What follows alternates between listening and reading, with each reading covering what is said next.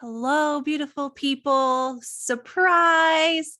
I am here to let you know that I will actually be dropping a fun, shorter podcast every Friday, which will be a conversation just between you and me. And since I love coffee, I am going to call this Coffee with Gabi. So grab your coffee, go ahead and push pause on this if you are in a place where you can take a little break. Grab your coffee, grab your tea if you're a tea person, no judgment. And come and enjoy Coffee with Gabi here for a few minutes. I know that some of you probably don't really know a lot about who I am. And so I wanted to share a little bit of my story and why I am here doing this podcast for you.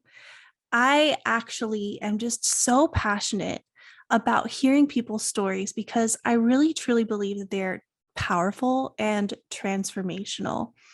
And personally, I got on this journey of learning about trauma recovery just a few years ago. It honestly hasn't been that long.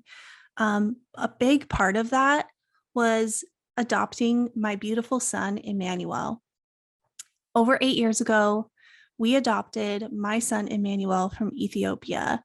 And if any of you have experienced any kind of association with adoption or foster care or anything like that, you probably know that it's not all magical, right? Every single adoption story starts with sadness, with brokenness, and with trauma. It's not natural for a child to not be with his or her biological parents.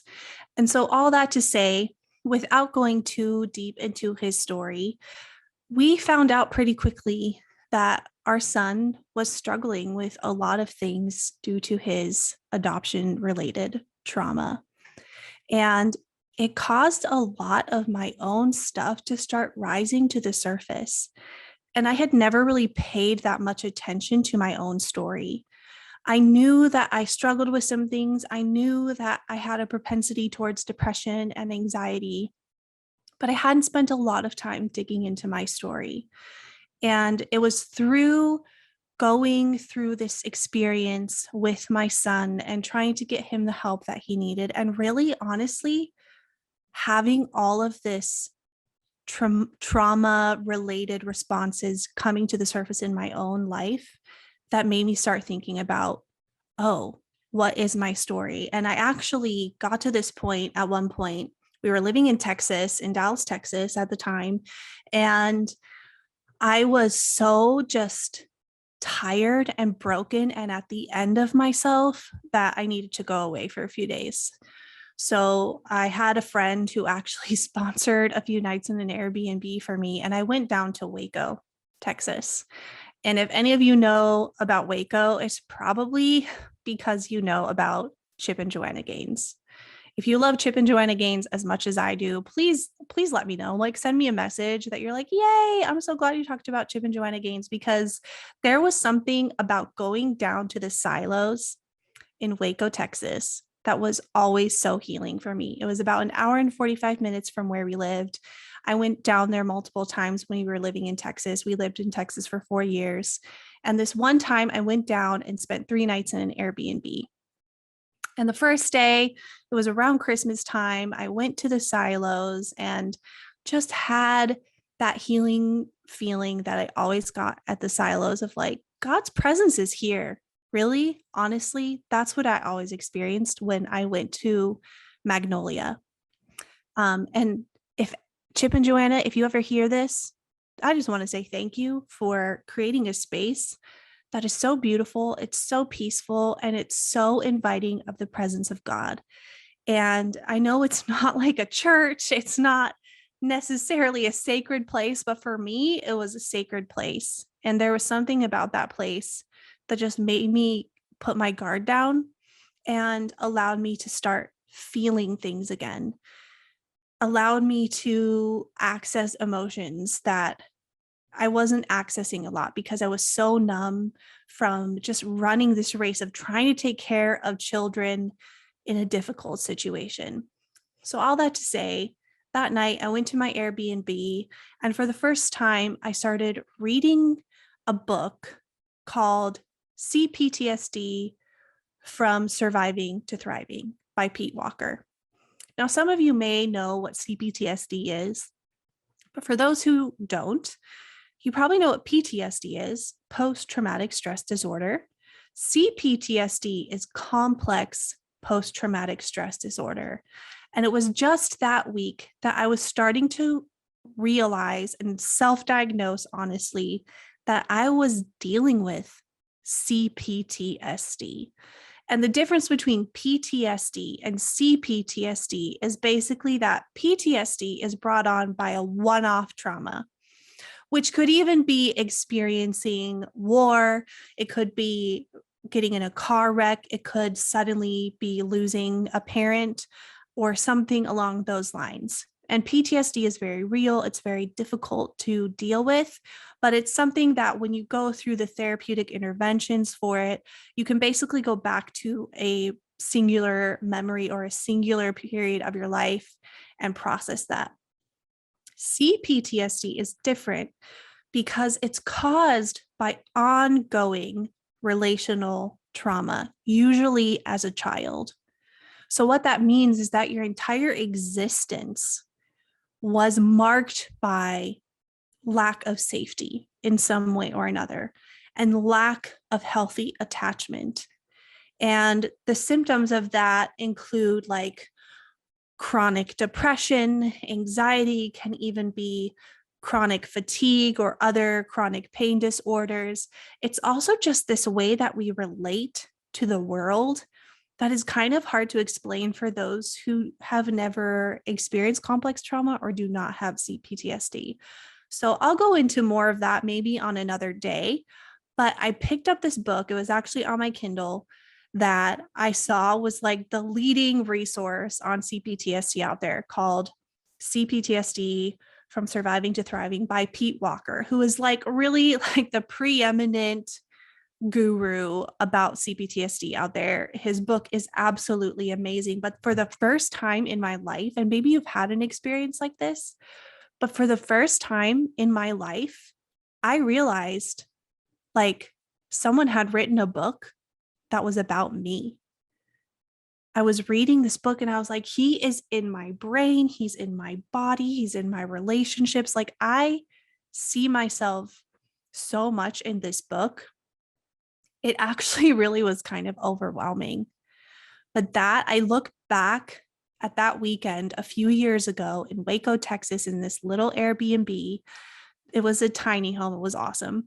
But I look back on that as like the moment that I realized not only did I completely realize like I was dealing with complex PTSD, but I also decided fully like I was going to figure out the best ways, not just for me to get the healing that I needed, but also for my son. And also to share that journey with whoever else might need that help. And so since then, I have been on this journey of getting to know myself, of really coming to terms with the fact that I have a trauma history. That's not something that I would have said before that weekend, that I have a trauma history, but I do. And I was committed to figuring out how to become better. And a big part of my motivation, honestly, wasn't even just to feel better. A big part of my motivation was so that I could show up as a parent to this little boy who had a story so similar to mine.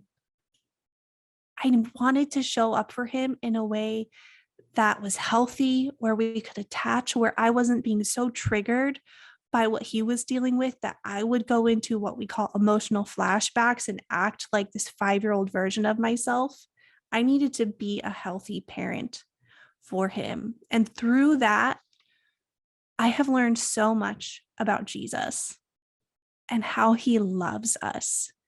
I am a 1000% Jesus girl. You will find this out as time goes on if you keep listening to this podcast. Jesus has saved my life. Regardless of everything that I have gone through, if there's one thing that I can look back at and point at throughout my life since being a small child, was that Jesus was so real to me. He was always there with me. He was always there for me, and he never, ever let me go. And I'm so, so grateful for that. And understanding my story and starting to unravel this story of knowing that I was hurting and I was broken and I was being mistreated and I wasn't finding safety from a very, very young age. And growing up and the relationships that I had and realizing like Jesus was just there with me all along, and his love has saved me over and over and over again. And really, when you start to look at the ways it takes to heal complex trauma, it's everything that you read about that is Christ-like in the Bible. It's true compassion. It's true humility. It's true love, true patience. All of these things that are embodied in Jesus. And we start to teach ourselves that we have access to these things. So I have learned a lot, you guys. I have learned about somatic experiencing, which, if you don't know what somatic experiencing is, it's basically a way to release the energy of trauma from your body. Somatic work is basically embodied work. So there are so many things that just get caught inside of your body. Trauma is trapped in your body. Maybe some of you have heard the phrase or even read the book, The Body Keeps the Score by Dr. Bessel van der Kolk. Amazing, amazing book. I highly recommend it. But really what that means is when you experience something traumatic, it gets stored inside your body and it stays there, festering and affecting you until you can release it from your body. So somatic work really concentrates on that. I have also learned a lot about attachment theory and attachment styles. Learning how to have a healthy attachment with a child who has gone through adoption trauma has been huge for me. And it has really been such a picture of the gospel as well, because all of us are adopted by God, right? And there's a lot of struggle with having to attach to a parent that isn't your natural parent, right? Or attaching to a child that isn't your natural child.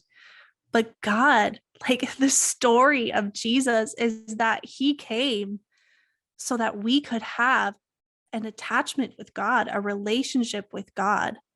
And he literally took on our shame, our sin, all the consequences of all of these things that were not his fault so that we could have relationship with God. And adoption is such a beautiful picture of that. So all that to say is I am just so grateful for the journey that I have been on. I'm so grateful for all that I have learned over the past few years. And everywhere I turn, I see people who are desperate for safe spaces. Safety is key for our development, neurologically, physiologically, emotionally, spiritually, and learning to find that safety in yourself and learning to find that safety with your creator and learning to find that safety with a therapist and a community are so vital. And part of that safety is knowing that you can share your story and not be ashamed. And that is something that I have learned that I can do with safe people. And I will start to share some of my stories with you. But I just wanted you to know that this is where I've been coming from. I am so passionate about helping you find those safe spaces in yourself and hearing all of these stories of these amazing people who have turned their pain into their passion. I hope that encourages you that your story is not over. And everything that you have been through, it doesn't disqualify you. In fact, it could be used as a stepping stone toward your purpose. I am big on dreams. I'm a huge dreamer. I want to encourage you and your dreams. I want you to know that those dreams that God has put inside of you, like they're there for a reason. We'll talk about that a lot because talking about dreams, like guys, it is my jam. And hearing about people giving up on their dreams because of hardship, it just destroys me because I know how common it is and I know how easy it is to give up on your dreams. But your hardship does not have to put all of your dreams to death forever. You are made on purpose for a purpose, and you are promised by God that those purposes will come to pass. He will complete what He has started in you. What an amazing promise is that? So that's a little bit about me. I can't wait to share more. Join me again next Friday for Coffee with Gabi, and we'll just go on this journey together. I hope that you're loving the podcast. I hope that you're loving these guests. I feel so honored to be talking to all of these incredible people. And their stories are really powerful. And I will continue to look for and find really quality guests that will inspire you, encourage you, help you move towards your purpose, help you understand how to heal, and really give you hope for your future. If you're loving it, please rate and review the podcast. It helps so much to have those ratings and reviews. It gets the word out to more people. And I just want as many people as possible to be given this kind of hope. So thank you again for listening. I love you guys. Connect with me on social media. Let's chat. I love answering my messages and DMs. So definitely find me over there. And I can't wait to have coffee with you again next Friday. And I'm really just so happy that we were able to connect here on Pain to Passion Live. Talk to you next time.